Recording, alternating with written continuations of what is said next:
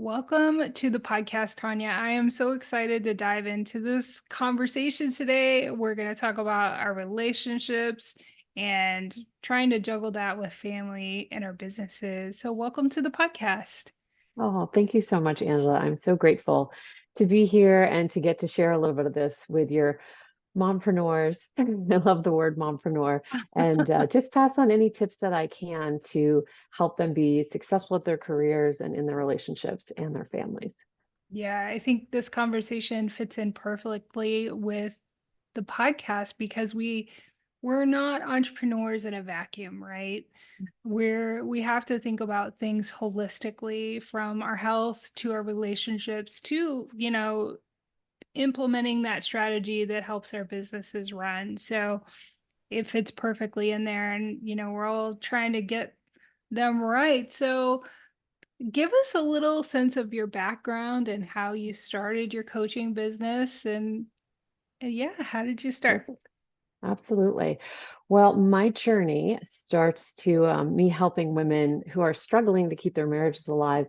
It's coming directly from my own experience and my difficulties in marriage and motherhood. And my story began happily, like a lot of people's did, right? I met perfect guy, got married, started our family.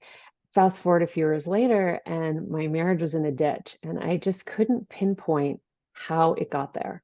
Hmm. And at the time, I felt like an overly relied upon mom, right? I was working, doing a lot more of the child rearing.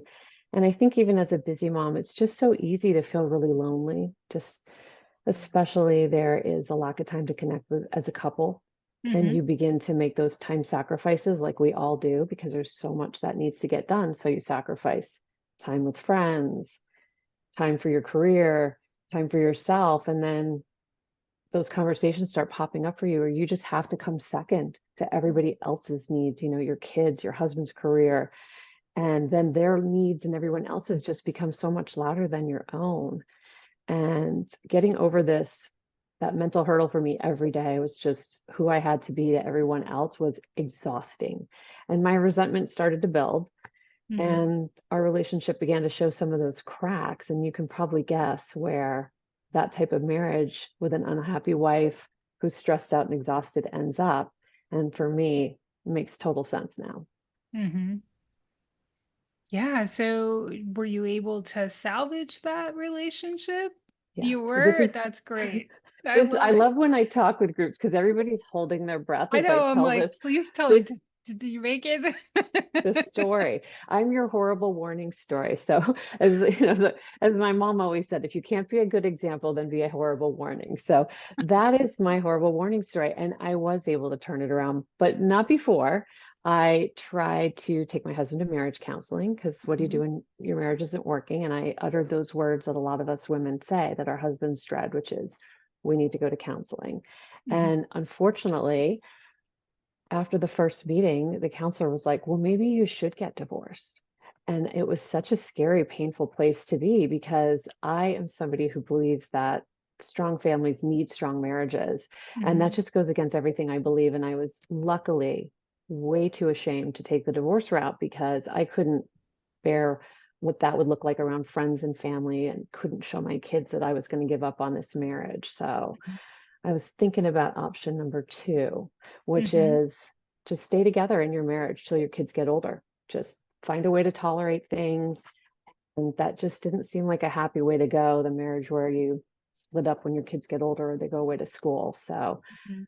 luckily, I happened upon the third option. And the Mhm. third option is what I like to talk about because that's the option I wish more people knew about, which is when you go all in on fixing your relationship. You take it from barely surviving to thriving.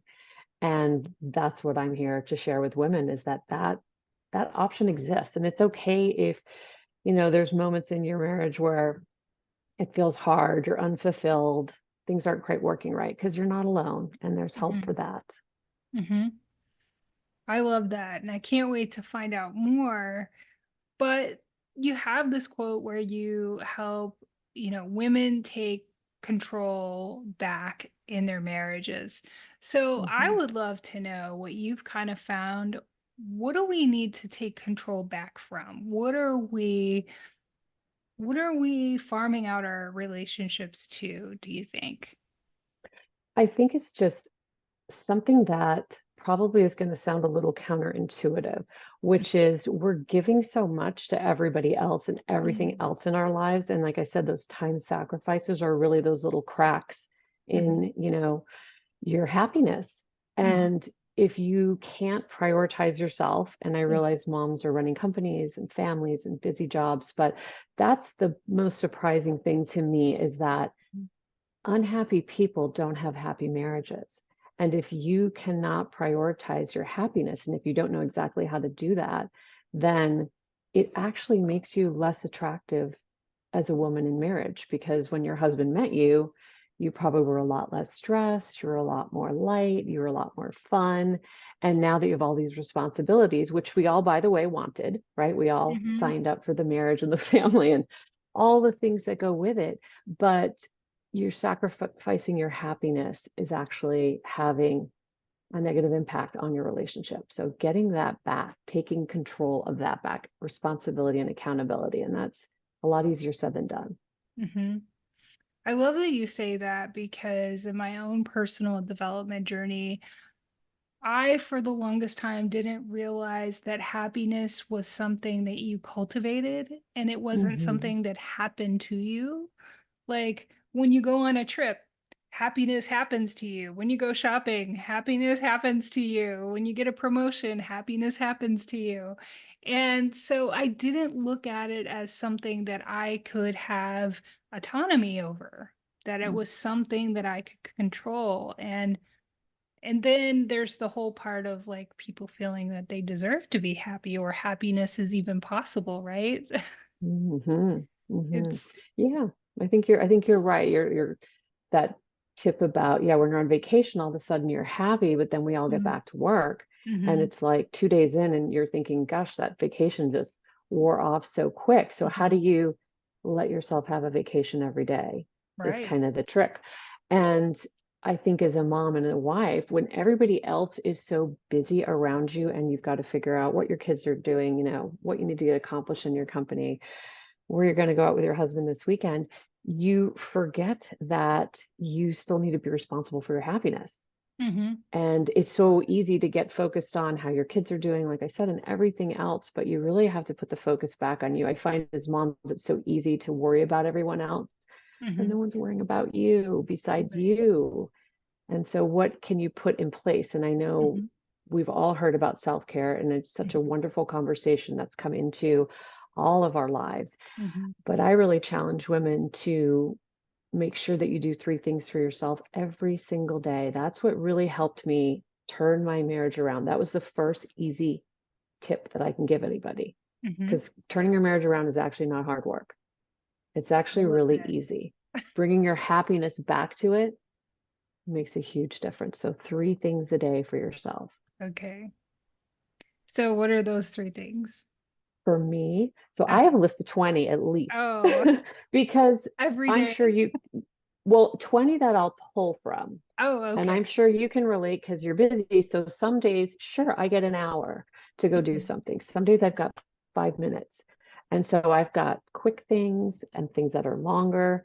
Um, some of the longer things might be like going away for myself with myself for 2 days. No kids, no husband, just a total solitude mhm, trip. mhm, That one really replenishes me a lot. I've got a couple of playlists on my phone. If I've got 5 to 10 minutes, I'm in the car, I can put a couple of songs on just to get me recentered. Um, mhm, I like to talk with girlfriends on the phone a little mhm, bit. That one's real helpful, or my sister. So mhm, that list has all kinds of things on it. And as I've experimented with self-care, I've had to challenge myself because what you'll find is once you get your list of 20 going and you start doing mhm. 3 things a day, pick three, Okay. it won't work as well as it used to. So I one time thought, oh, gosh, what was the happiest I've ever been? And I was lucky I had a horse as a child, and Mhm, it just made me so happy. mhm, And I was like, I'm going to go back and start taking horseback riding lessons again mhm. because I was never happier than I was then. And so it's inspired me to like bring back some hobbies and some things Mhm, that I let go, mhm. but that I know make me deliriously happy when I do them. And that's kind Yeah, of the goal. It's like, not yeah. like I want to get through the next 5 minutes, but it's like, what gives me that shift that I'm looking for? Mhm. I want to turn the happiness all the way up to 10. Yeah. I love that. I mean, you're also like putting yourself in the driver's seat. You're saying, I'm responsible for this, which I think it's so easy. All of us do it when we have an issue with somebody in a relationship, we point the finger, right? Hmm. Well, we can't control what they do or don't do, but we can control what we do, right? Right. And then Right. too, your story about the horse reminded me, I was on vacation and we were on a private island and we could rent bikes. And I'm like, oh, let's rent bikes. And I hadn't ridden a bike in like decades. And riding this bike took me to that level 10 of happiness when I was a kid Hmm. and everybody was telling me what to do, but I could get on my bike and ride pretty much, wherever I wanted, you know? Hmm. So I love that Hmm. story and I hope it inspires somebody who's like, what is my thing? Think about your childhood and think about things that you love to do. And you might not even remember how happy they made you, but just doing some of those things again can bring back those happy feelings. Absolutely. And it also, I think the other side of it that women don't realize is that your happiness is like an emotional tank. So if it's Mhm. empty, Oh, how yeah. much do you have to give when just everyday things in your life stop popping up, like, the dishwasher stops working, Mhm. or relatives from out of town announce they're coming in and need a place to stay for the weekend? I mean, all those things that just pop up. So Mm. that self-care is filling your emotional tank up, and it's building in that capacity for you to deal with, your child who doesn't want to go to school this morning or doesn't want to do their homework, or, whatever that is. Maybe your husband's getting on your nerves a little bit. That Mhm. happens. We all experience that. Mhm. Without that emotional tank having something in it, Mhm. you just can't show up as that calm, balanced person. You get to show up instead as that frazzled, frantic, stressed out mom and wife that, Mhm. I don't know. I know my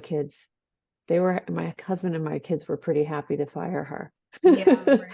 They were. And that's too, I think, well, there's a couple of things I heard you say. One, I love the word capacity, and that's a word I think about in that I've learned that I think we have this kind of expectation we should have this unlimited capacity, and we don't. And to know what your capacity is allows you to create those boundaries and allows you to kind of build in, okay, I'm going to do this. I'm going to, entertain the in-laws for the weekend and then I'm going to go do this thing for myself the next day or whatever. Mhm. It Mhm. helps you find more balance for sure. So I love that you brought up that word because it's one that I have learned to think about consciously. Like, when it comes to the holidays, what's my capacity? Yeah, and if you wanna build it up before Mhm. an event like that, start Mhm. getting that self-care routine in Mhm. place, or if you're frenetic around the holidays, like a lot of us Mhm. are, trying to get Mhm. presents and food and everything done, then Mhm. know afterwards that you have a game plan in place. Right. So that hey, my tank's gonna get pretty low right now from now into Mhm. the holidays, but come January, whatever, maybe that is that time for you to get away for yourself for a night or Mhm. two in a hotel alone with Mhm. no kids and nobody having any demands, so you can get your tank filled back up. I think that Mhm. capacity is, like, you really wanna have yourself dialed into that gauge on your capacity Mhm. tank. Like, is it full? Is it empty? What can I do Mhm. to keep it at that level? I know when I can tell instantly, so can my husband and my kids, when mine is low, because I'll get the Mhm. reminders like, you should go do something for yourself, which is a Yeah. wonderful reminder. But I think Mhm. it also sets such a beautiful example for you, and when you're working with people, to Mhm. show how you treat yourself. It starts to, in a magical way, just Mhm. increase the ability to have great relationships with your coworkers, with your Mhm. employees, Mhm. just with all those different people that you touch throughout the day. Well, yeah, and that kind of touches on the other thing that really I think is important that you talked about is we often look to other people to set the tone for us, our kids' behavior or we're so reactive, but Mhm, really we can set the tone and we should set the tone. So mhm. if you want things to go well and you want, set yourself up for that, right? Set yourself up for success. That's right. Because I was coaching a woman, she had 12 children, and her oldest ones were now old enough that they were having children, and she was gonna have to start helping with that. And we kind of got to this realization when we were doing a coaching session, is she's like, "I guess I just can't expect and just beat myself up all day and do everything for everybody else and remain happy at the end of the day." And I was like, "There we go." I mean, this is why that self-care is Yeah. so important. You are not expected to Yeah. run your tank on empty and Mhm. show up pleasant and supportive and all of that for everyone in your lives. And I know for me, I feel like my kids are so much more relaxed around me now, and they Mhm. just get so much more done Mhm. because I show up in a way where I'm not reacting to everything they do. Mhm. I can respond, which I think is a really different way of Yeah. handling what comes up in your life. Right. Yeah. I love it. So, do you have any other tips for us on how we can prioritize and make sure that we're putting our relationship first and putting things in the right category as we're trying to manage the family and our businesses and all the Mm. things? Yeah, I think the number one thing that most women are afraid to do is ask for help. Yeah. I mean, we're good at, and I don't want any women to think this because I'm so in the same place. I Uh-huh. know I can easily rely on complaining, nagging, reminding a lot for my husband and my kids. And it just feels like it makes it so much harder because they're actually resisting that Hmm. type of energy that I'm putting out there, that managing energy. Hmm. And instead, what I teach in my program is how to actually ask for help in a way that Hmm. gets everybody to jump to do it, which I think is Hmm. so important because you can't do everything for your family. And I'm a big fan of letting your kids do what they need to be able to do for themselves, pack lunches, shower, laundry, same thing for your husband. I was doing everything for everybody and wondering why I wasn't happy. And then I added to that, once I got my happiness back up, how to ask for it in the right way so that Hmm. now they're doing it, and I Hmm. can get back to focusing on me.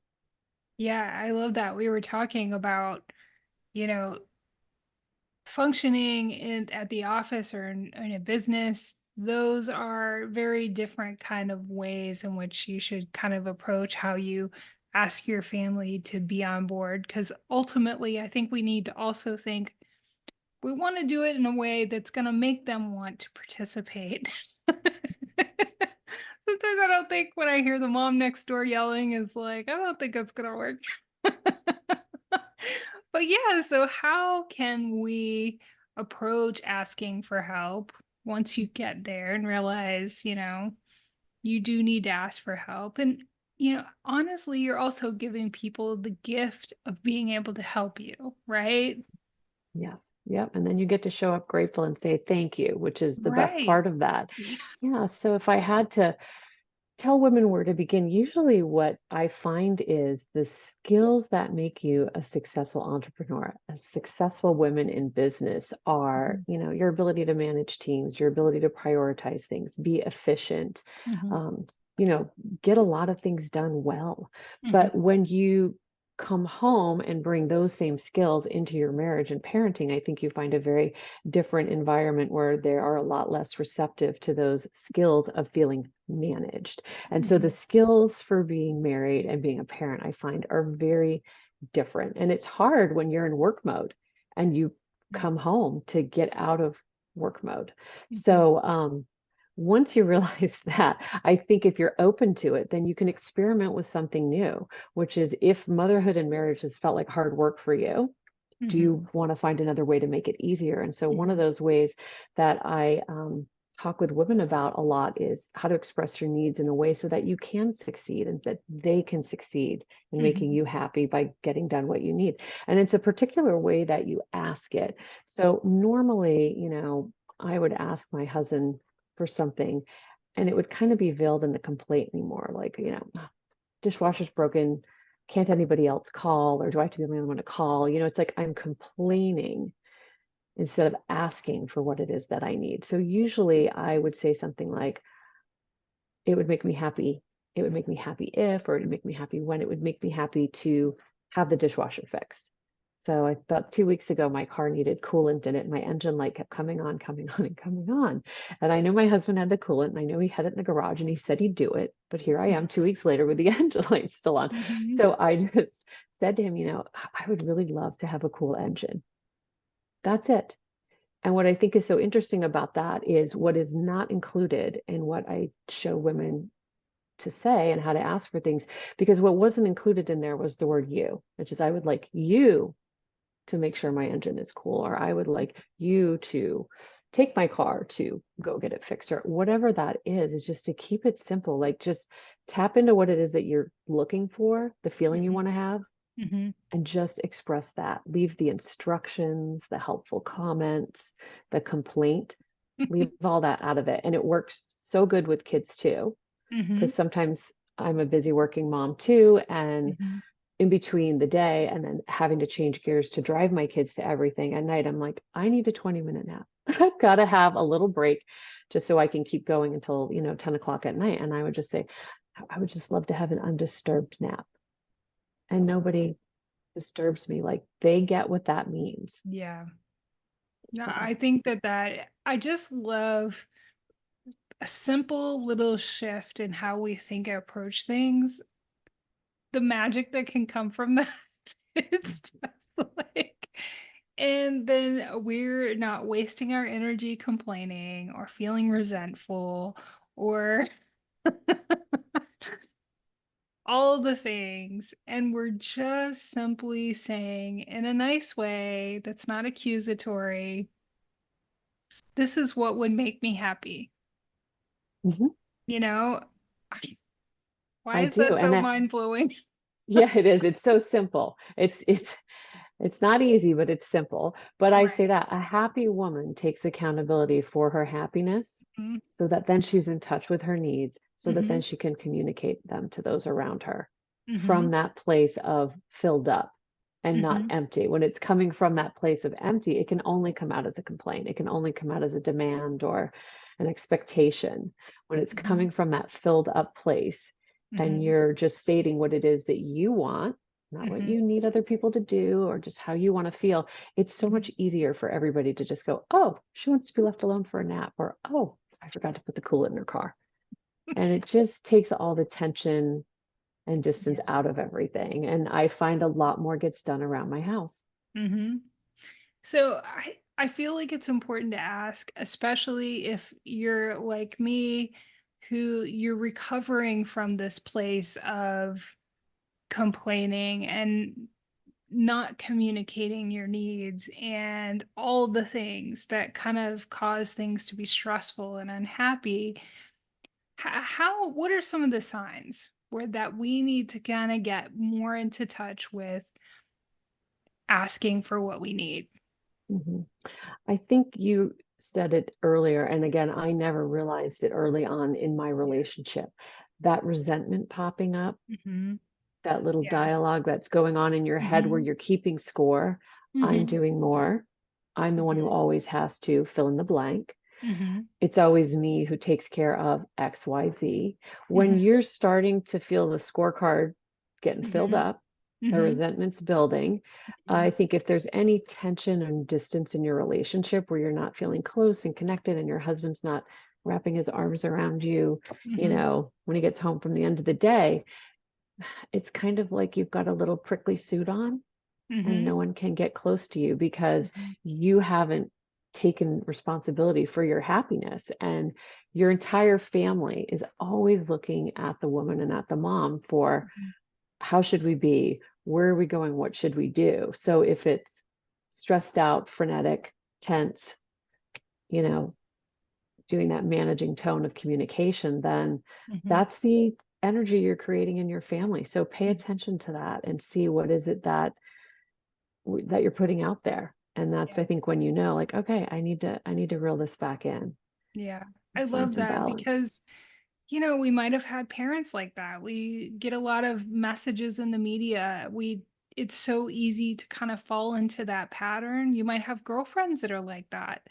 I see that a lot where it's just kind of the friends talk and then they argue with their husbands and it's like, what's happening? Um, but yeah, so just having that kind of checklist of like, okay, do I need to check in with myself? I think is helpful because it's the default, I think, almost. Mhm. So that is so helpful. And these things are Are all normal, you know what I mean? Like you Oh, said, this yeah. is I mean, we're all not normal. judging. We've These both done patterns, these.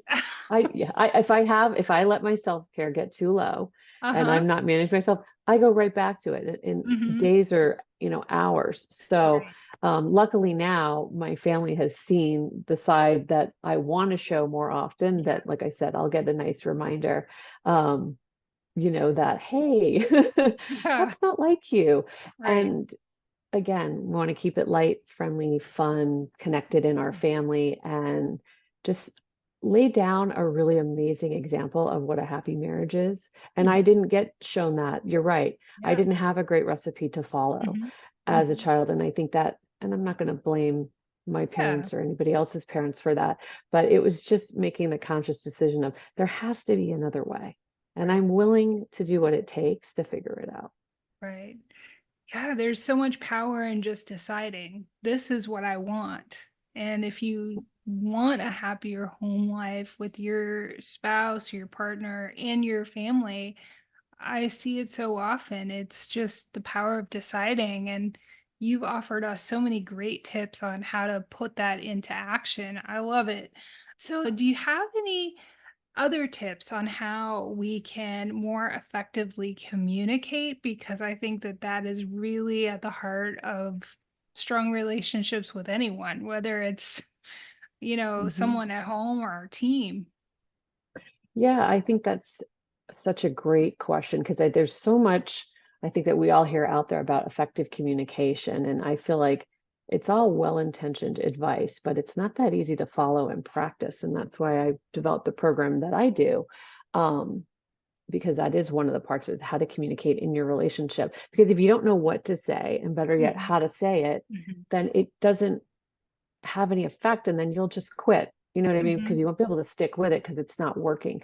mhm, So I think the most important thing that I can say to people is just look at yourself because if you're trying to tell somebody else what to do, how to do it, why you wouldn't do it that way, why your way mhm, is better, then you're actually being controlling. And mhm, everybody's natural response to feeling controlled is to resist.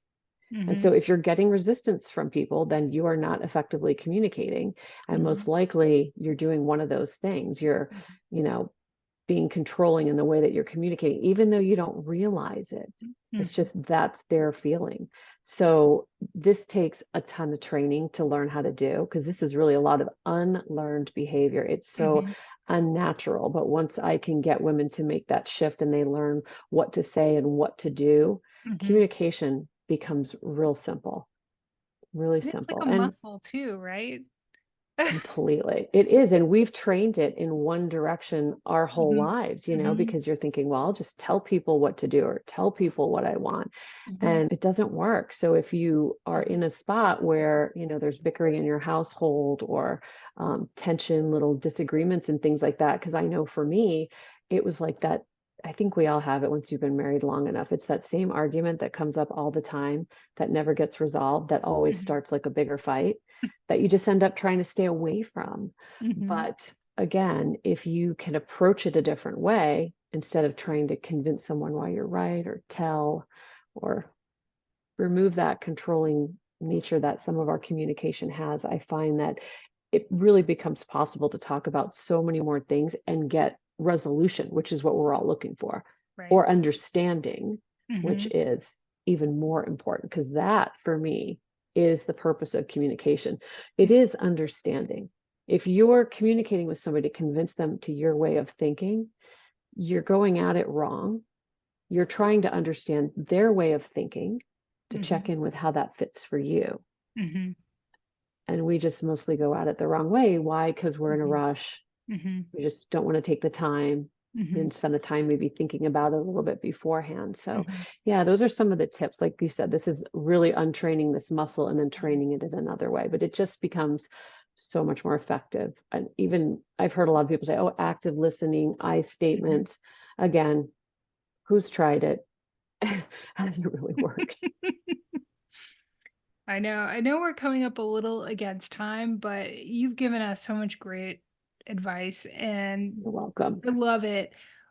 Do you have any advice for, one thing I hear a lot of, and I know a lot of moms feel, is the guilt in running the business and the family. And I think we've talked about some things that can really help with that, but can you specifically address, how we can feel less of it or manage it Mhm. better? Yeah, I think the guilt is usually coming someplace related to two things. And one is it's the fear Mm-hmm. because you are fearing something, which is why the guilt is you're fearing Mm-hmm. something bad is good, some future outcome that is Mm-hmm. undesirable to you Mm-hmm. is what you're trying not to head for. Or two, there's some type of timeline that's involved that you don't realize. Like if I don't have this done, or, um, I'm going through the timeline right now. I've got a son who's about, and I know exactly it's 15 months until he leaves my house and graduates. So the timeline is Too. born in here. Mine too. Yeah.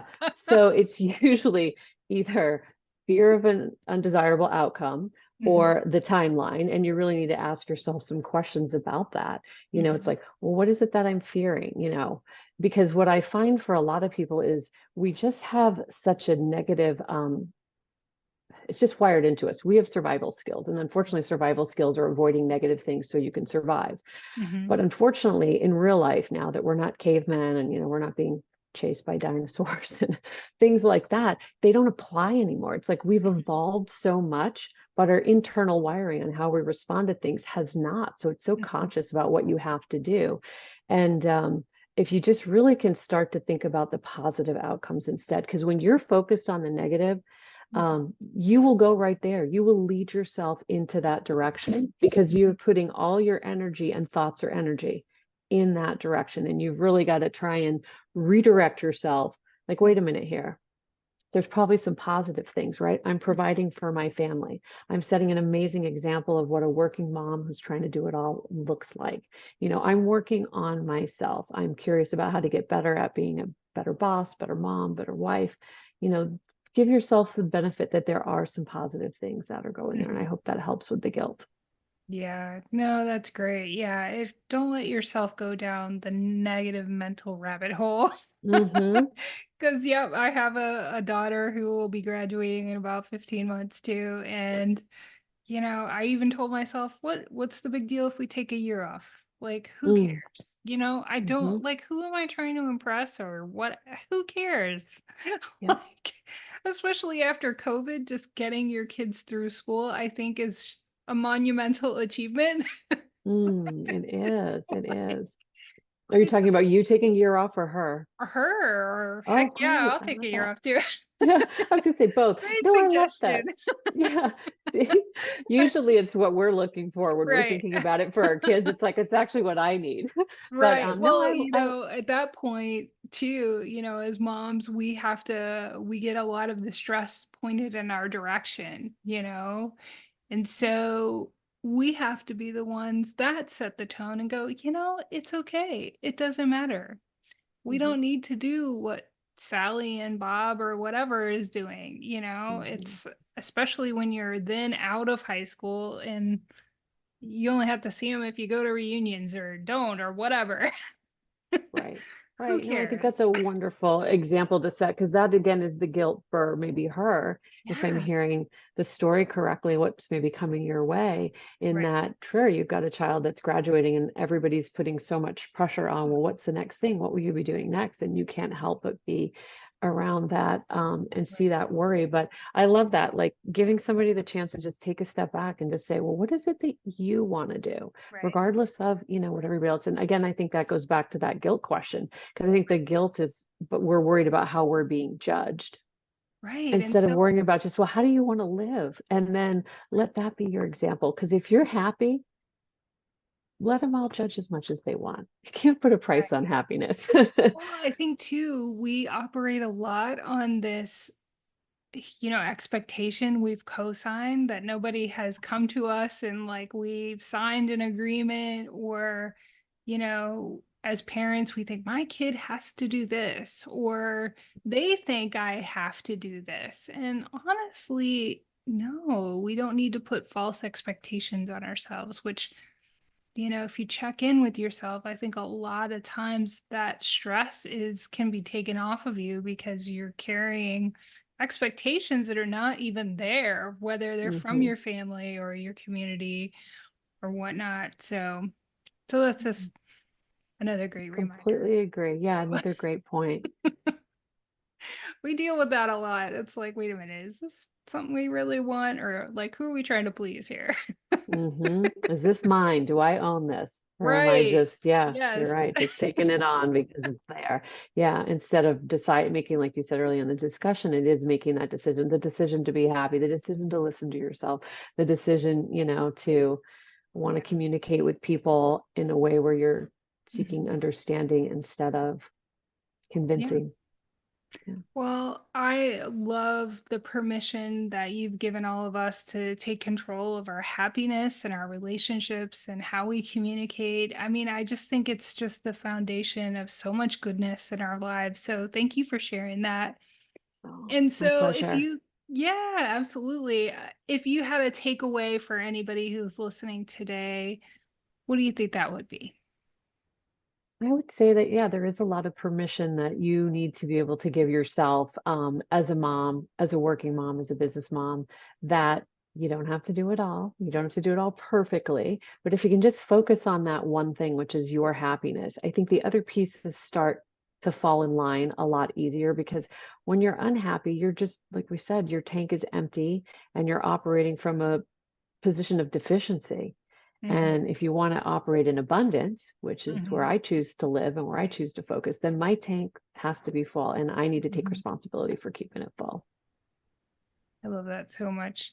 So, where can listeners connect with you and find out about your work and what you have to offer?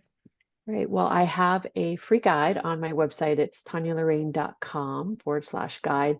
And that's where it's, 5 mistakes to avoid in your relationships. And I think it's really helpful. It's a little bit of what we talked about today, but a lot of different information. And Mhm, then there's also a place on my website where you can book a call. mhm, Um, I am a big fan of letting people get to know me, which is why I do podcasts. I do a lot of public speaking. I host workshops. And so there is a chance to book a free call there with me and just check in about what's going on with your relationship and what you would like to have accomplished. And then if you decide and I decide that working together is a fit, I always offer people to come and take one of my free classes. Those happen over Zoom. Um, I'm a big believer that, you need to not just trust a relationship to anyone and that you should really test out who you're working with. And mhm, then there's other ways to work with me going forward after that. mhm, But I'm a big fan of offering myself and my services to people and women because, like I said, my firm belief is that strong families need strong marriages. And there mhm, needs to be more women out there who believe that and know how to mhm. build that. It's part of Right. being successful in every aspect of your life. Yeah. And just knowing that you're deserving of being happy because I think we get stuck in this place where we don't think that's possible. So I love the permission and the possibilities that exist that you're demonstrating. So Absolutely. thank you so Well, much, Tanya. you're so welcome. So great to talk with you. And I'm Yeah, really, it's been great to connect with you. yeah, excited to support your moms and wives in any way that I can. So thank you. I love that. Thank you so much.